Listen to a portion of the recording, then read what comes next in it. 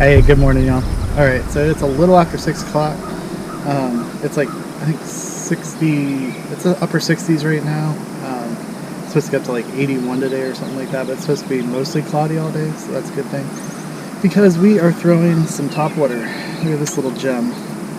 It is the Headbanger Spitfire. I'm going to throw that today. I've thrown it once before. It was really windy, so it didn't work out great. It doesn't, you have to keep it at a certain, from what I learned and from some of the reviews that I read prior to getting this, you have to keep it at a certain speed to get it to work right. But basically, it's got your front that creates the action, and then it's a segmented body. It's got 1, 2, 3, 4 parts with a little tail at the end. It's got 2 trebles. But we're gonna get out here. It's nice and calm this morning. Hopefully catch a big one. I could use a big one. I haven't caught a big fish in a long time. But anyway, let's get after it. Oh, if you're not already subscribed, do that for me right now. We have 96% of y'all are not subscribed that are watching. So if you like the video, subscribe. I'd appreciate it, and keep making great videos. Thanks. All right, y'all. So this one right here is the 4.5. Little fish right there in the reeds. This one right here is a 4.5 inch version. They make a like a 6 1/4 or something like that. I can't remember the exact size, but they make a bigger version of it, which is probably what I should have bought. But this is what was available at the time. Just toss her out there and let the rings clear, and then we'll start our retrieve. From what I remember, I used this last year one time, and from what I remember, you have to keep it at about, it's a medium retrieve, and it works really well.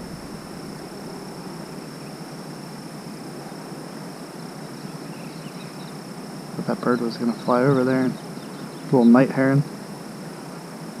Thought I was going to fly over there and get in the lure. Alright, y'all, so right off the bat, first thing I've noticed, I have weeds on my hand. Yeah, that's the first thing I noticed. Anyway,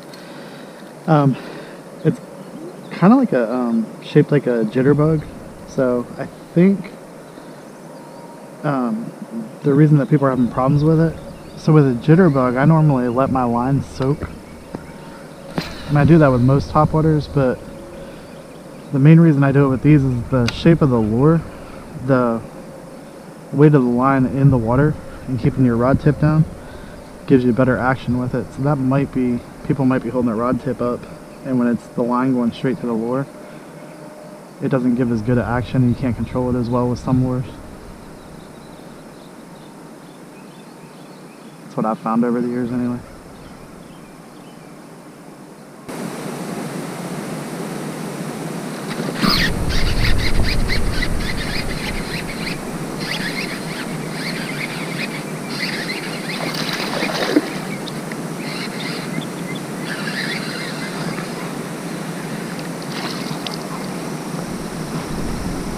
A little one, but I'll take it. Alright, buddy. It's a cool fish. Healthy. Alright, so far, I like this. You can fish it, like when it's calm out like this, you can fish it, but if it was rough, I could see where you wouldn't be able to fish it at all. Of course, if it was rough, I wouldn't be throwing topwater. And if I did, I'd throw a whopper popper.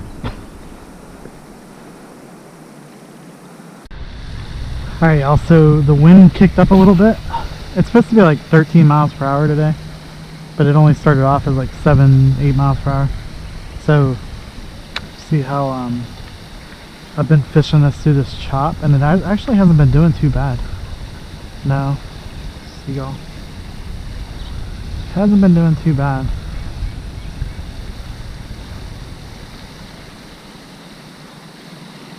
You have to change the speed at which you fish it, that's all.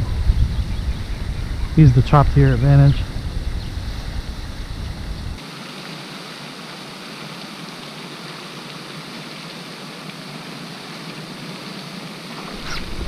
Got that one. Wow. came like, oh, he came up off the ledge. I was like, how did he come up and, because the water wasn't very deep right there, but he was like on the side of the ledge. That's how he got it. That's how you got it.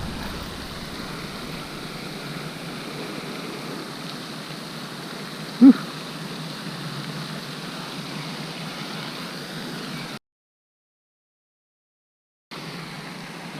Headbanger Spitfire does it again. I can't eat big ones yet though. Hoping to catch a big one here. Just keep fishing. Eventually we'll find one. Alright y'all, so I decided to switch spots. Let's see if we can't catch something here. Turtle or something right behind me. See if we can't catch something here and hopefully put this thing to more of a test. So far, it's doing pretty well. It's got those really sharp VMC hooks on it, and they're the ones that kind of have like a curvature to them.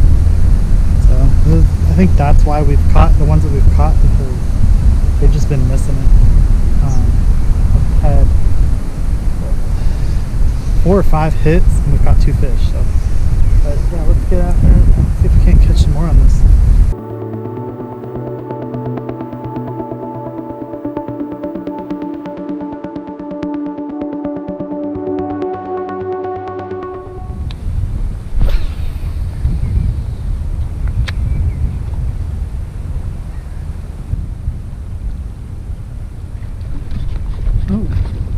That one hit right in front of me. Jeez. I was sitting here daydreaming. Sitting here daydreaming and I got a decent bass right in front of me. Kind of missed it because he came from the side probably. Because you came from the side. Oh, you got triple hooked. Get one out, get the other out, you were good to go. That was a lot easier than I thought it was going to be. That's not a bad bass. That's bigger than the other place. The other place is usually has bigger bass in it. Look at that thing. Alright, so there she is. It's about 1.5 pounds. It's not bad. 1.5 pounds.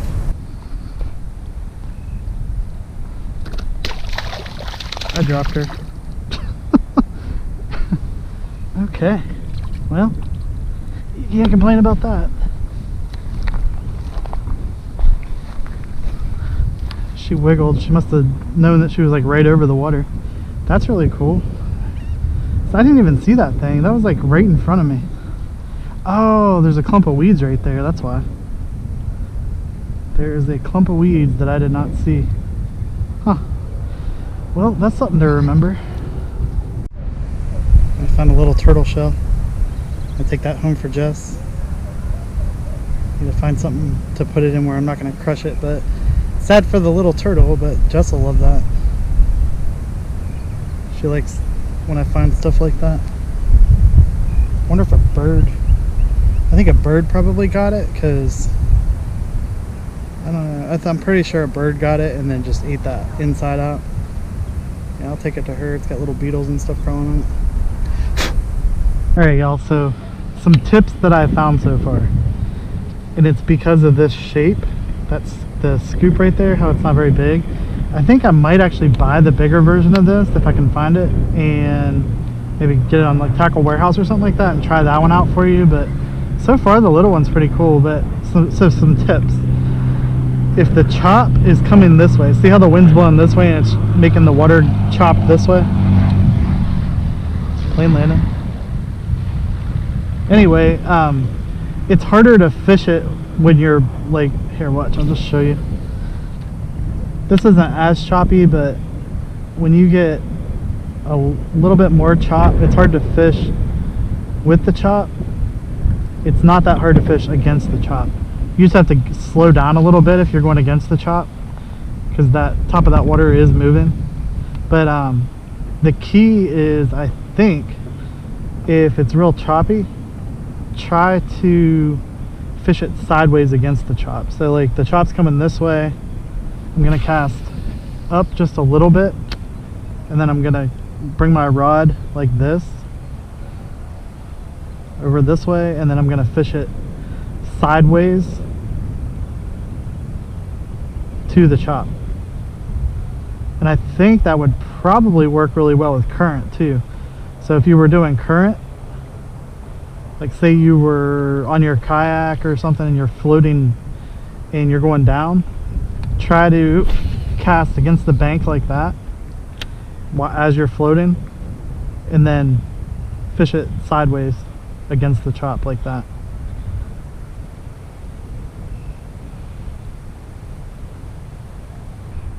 Alright, tip number 2. You can control your speed. You can vary the speed of it.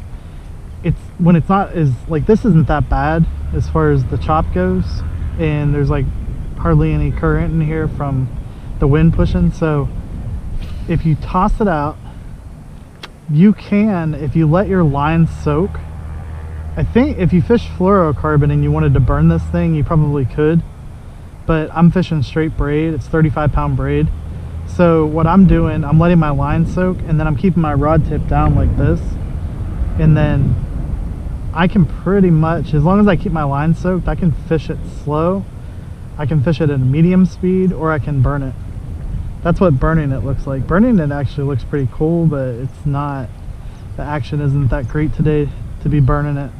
But yeah, you can vary the speed. The key, I think, is to keeping your line under the water, because what it does, I think the reason that people complain they can't burn it, their line gets up, and when your line gets up, if you look at this, that moves the scoop up like that, and you're pulling the lure instead of the scoop. You want that scoop to pretty much stay in the water like that so that it's doing its job. That's pretty much it for the tips. If you want to cast it properly, just don't try to zing it out there, just cast it. I haven't been throwing it that hard. I've just kind of been just like that, and then what I do is I stop it before it hits the water. And I mean, when the wind's kicked up a couple times, I have wrapped my line. It's gonna happen with a lure like this, but for the most part, if you toss it out there and then stop the spool with your thumb, you won't have to worry about it. Just waiting for one of these, I forget what Jess said those are called. They look like seagulls, but they're actually called something different. But anyway, just waiting for him to come down and swoop at it. That's it. It's a pretty fun lure. You just gotta get the hang of it.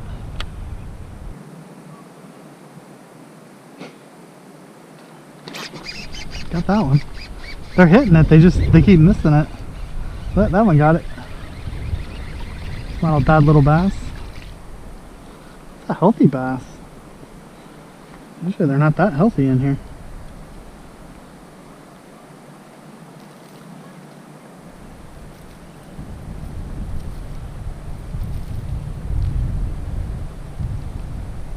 Healthy little bass. Topwater eater.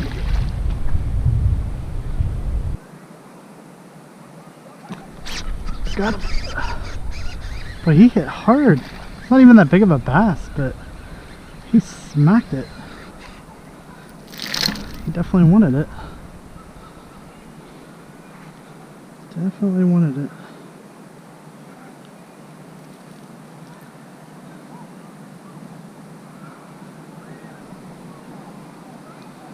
Another one. Another pretty bass. And he's back.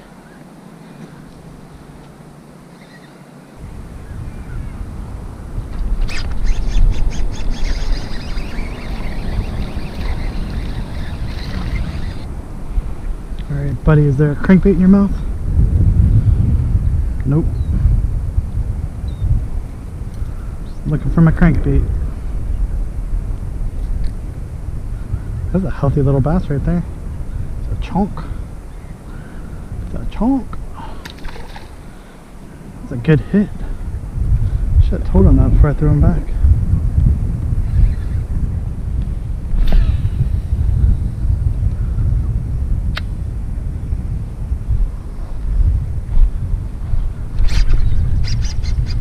he got it before I even moved it.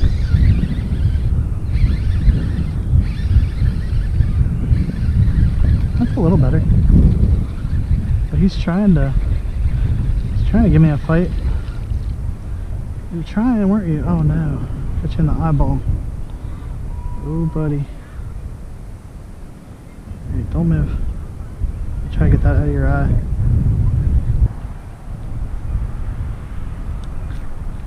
Alright, I think I saved its eyeball. Oh no. Hopefully it heals up. Pretty sure I saved its eyeball. I got the hook out without, you know, tearing anything. So I think it'll be alright. Hate when the lure catches them like that in the eye. Alright y'all, that's it. We're done for today. Would I buy this lure again? Yes, but I would probably get in the next size up as well. I think that's why we didn't catch a lot of big bass. But yeah, it's excited. It's always a good day to get out and fish. But we're done. That's as many as I'm going to catch today. I ran out of time. That's what it came down to. So it's time to go home, do some choring. I got chores to do. Got to work on the boat. I got to work on my kayak. I got a crack in my kayak that I'm plastic welding right now. But we're going to get after it and get the choring done, make some dinner, relax for a little bit, and back to work tomorrow. Back to the full-time job and not the fun job. But remember to subscribe, please. I'd appreciate it. Make sure you comment below. I love reading the comments. If I don't, call me out on it and I'll reply. Sometimes they get missed, but and if you could share the video out, that helps a lot. And I will catch y'all next time. Take care.